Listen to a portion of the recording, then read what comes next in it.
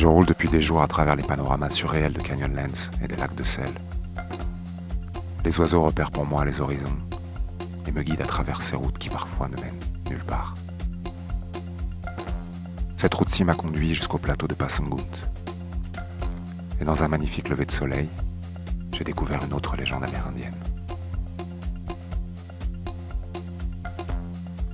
Bryce Canyon. Pure magie.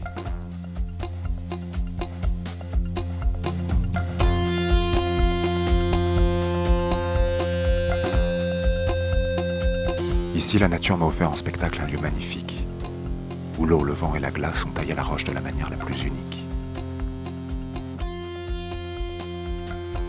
Des fenêtres naturelles et des cheminées de pierre dans un équilibre subtil, délicat. Des milliers de roches qui ressemblent à des têtes, ou des personnages qu'ici on appelle les hoodoos.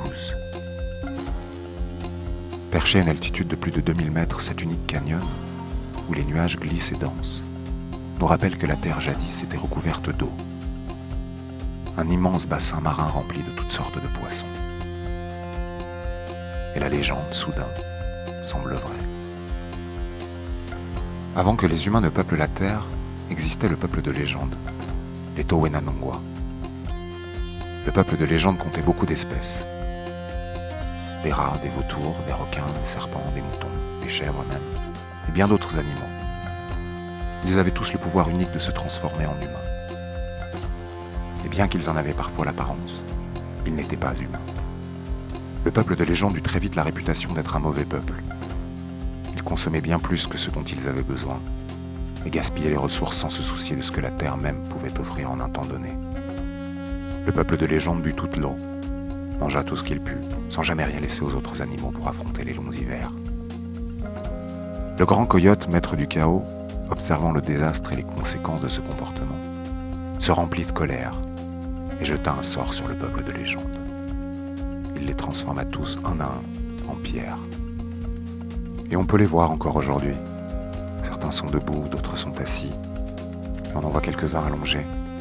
Certains semblent même s'enlacer les uns aux autres. On peut voir leur visage peint en rouge. Le nom original de Bryce Canyon est Ankakuwats Awits, les visages peints en rouge. Ne pas prendre plus que ce dont on a besoin, nous enseigne le coyote. Il faut se rappeler que plus on a besoin, plus on est triste. Logique, puisqu'on ne peut pas tout avoir. Mieux vaut se rappeler déjà tout ce que l'on a.